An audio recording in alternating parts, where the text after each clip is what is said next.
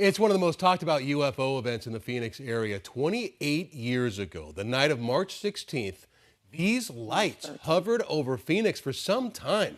So what were they? Were they beings from another planet? Was it some sort of an experiment? We never gotten anything really definitive on this. So a Phoenix Lights 28th anniversary celebration taking place this coming Sunday at the Arizona Heritage Center at Papago Park in Tempe. And joining us are Phoenix Lights expert Lynn Keaty and a witness to those lights, Dave Parker. Good seeing both of you. Thanks for being here. Good to see you too. All right, let's start with you, Dave, because I was sitting on the anchor desk that night and we had so many phone calls coming in. What are these lights? What did you see exactly? I was driving home from work from Mesa to Phoenix, and I was going down I-60, which was under construction for like 10 years. And there was a hill of construction debris that actually I drove up over, and I saw the craft coming towards me. It was very low in the sky. I was parallel to a freeway streetlight. So that's how elevated I was. But I had the brightness of the streetlight plus the brights of my truck on. And as the craft was coming overhead, it illuminated the entire bottom of the craft. It was a solid piece of machinery.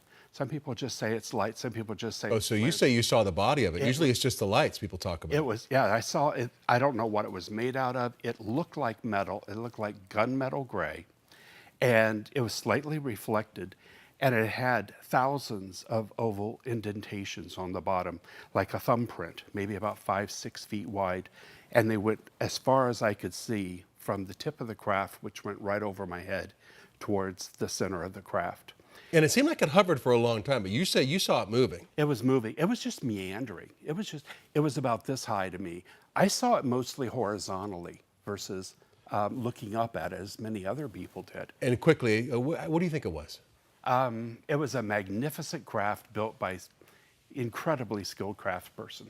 I don't know. Not of this planet. It didn't look it. All right. And what are you doing this weekend coming up? Okay, very excited Okay. because we are celebrating the 28th anniversary of what's become the most witnessed, most documented, most important mass anomalous aerial sighting in modern history, if not all of history. And we have a new home this year at the Arizona Heritage Center this Sunday, the 16th. What do you do there? We're actually showing our documentary, Okay. which is one of our dozen International Film Festival awards.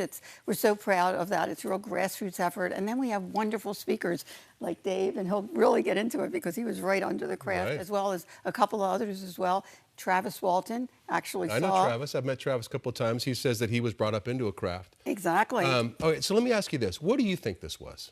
I don't know what they were, but I know that they were, and I have evidence to You're prove saying it. they, not it. Well, because there was a number of things happening. There's so much mis and disinformation out there. It wasn't just one or two events. It was over a dozen hours in over 4 states, and we're Why talking didn't about they orbs. contact us? Well, That's what wait. kills me. They come all this way. Well, Why don't they are. Well, They did? People. Well, I'm doing Did they a contact you? scientific study. Okay. I'm doing a scientific study because it affected people at a very deep level That's in interesting. real time and long term. It really changed people's lives forever, and they felt a connection to the phenomenon, whether it was orbs or craft. I mean, there's a 12-year study on the Phoenix Lights Network website packed with information called the GAP, Geospatial Animation Project.